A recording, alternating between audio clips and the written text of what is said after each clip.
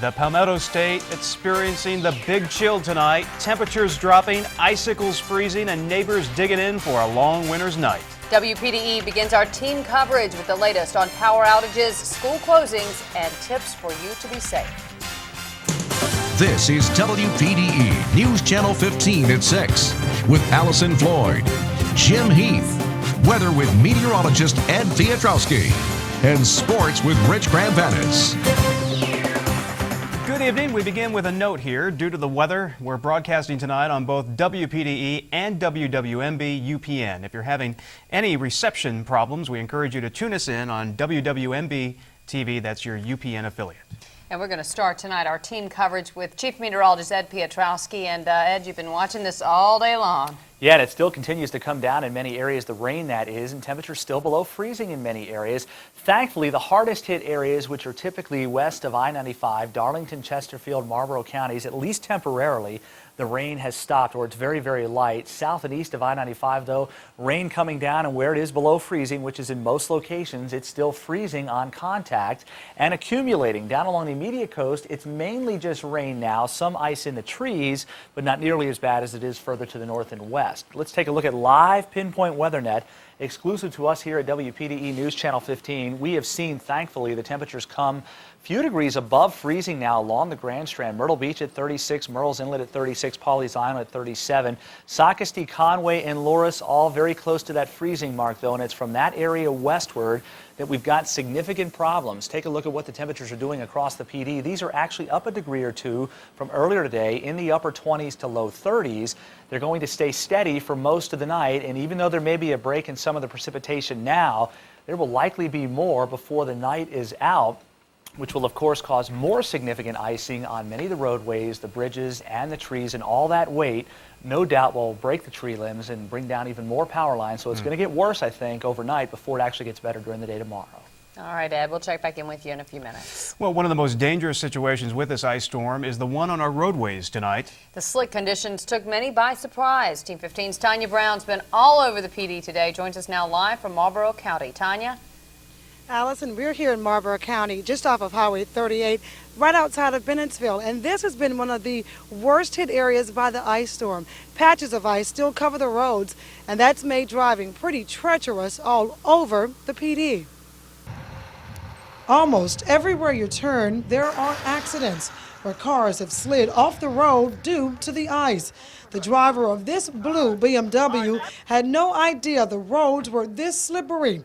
He hit a patch of black ice and lost control of his car.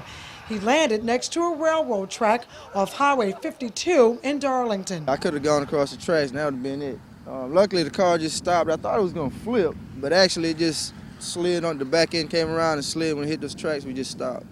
Thank the Lord for that. Freezing rain caused a multi-car pileup on Rogers Road. This ambulance responding to the wreck nearly slid in the ditch. EMS workers shoveled dirt underneath the ambulance so that it wouldn't slide.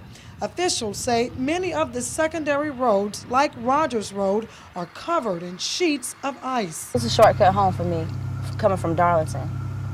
So that's the reason why I took this road. And no, I wouldn't have took this road if I known it was going to be like this. I didn't know. And neither did the driver of this SUV. Crews with the Department of Transportation are working to prevent accidents and keep the road clear. Since Sunday, they've spreaded about 4,700 tons of salt and sand on the highways. Working pretty hard. We've been out here since 6 o'clock this morning, trying to keep everybody safe on the roads. That's our job, so we got to do it, make sure everybody's safe.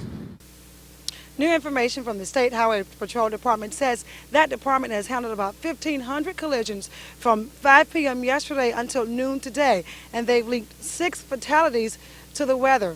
Now that's a lot of fatalities, and that's a lot of wrecks, so they're urging you to stay off the roads unless it's absolutely necessary. For now, I'm Tonya Brown reporting live in Marlboro County.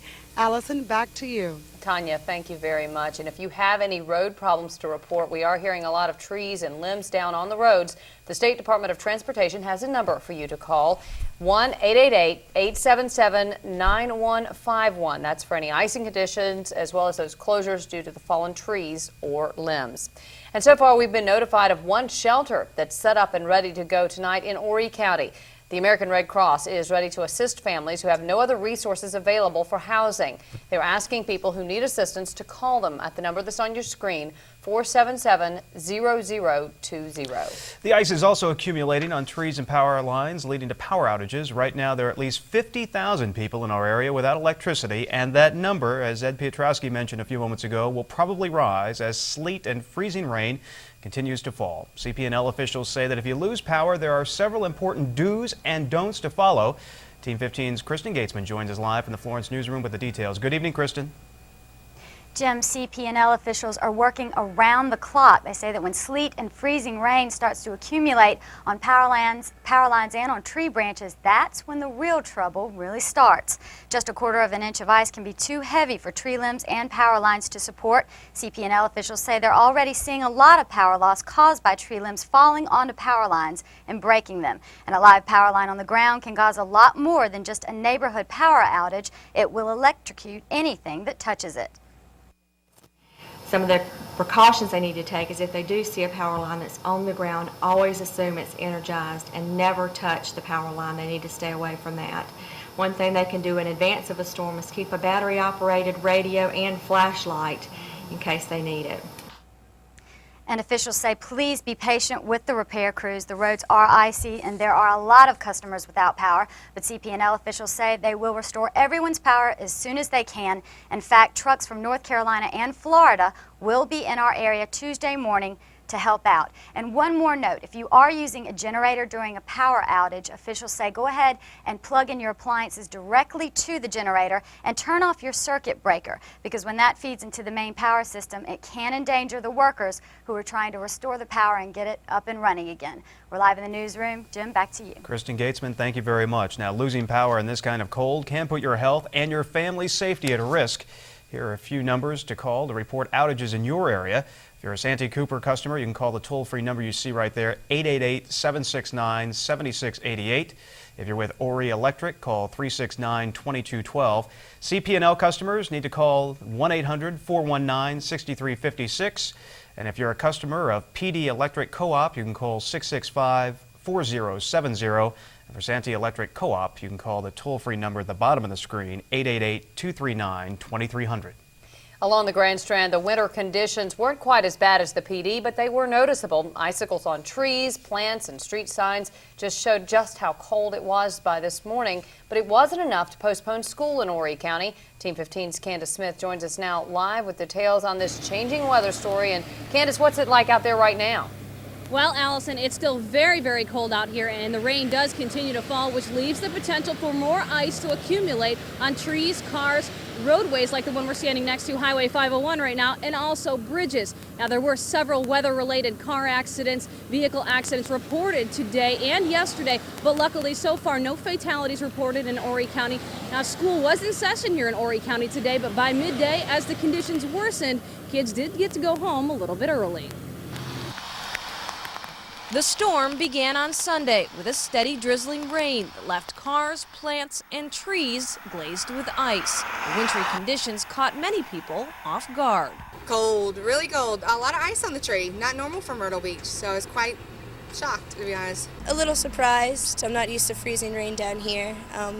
Surprised it's not snowing. But others were ready for it. This is typical Carolina weather. Anything can happen in January. 70 one day, 30 the next. One of the biggest concerns for authorities, frozen roadways and bridges. Throughout the county, frozen secondary bridges led to accidents like this one. This vehicle was just one of many to experience the slick conditions. From Sunday night to Monday afternoon, Department of Transportation crews dusted risky areas with salt and sand. Despite the conditions, Horry County was in full swing Monday, but by midday, kids were on the buses on their way home. Now, at this hour, there have been several power outages reported in the Horry County and Grand Strand area. Power crews are out working on those power lines to get them up and running. Be very careful and cautious as you're out driving tonight. Even though authorities are asking you not to drive on the roadways tonight, if at all possible, do stay off the roadways. Try to stay off those secondary roadways. Those are where the ice patches have been spotted. Again, look for power lines and icy conditions if you are out and about tonight. We're live in Horry County. Allyson, back to you. All right, Candace.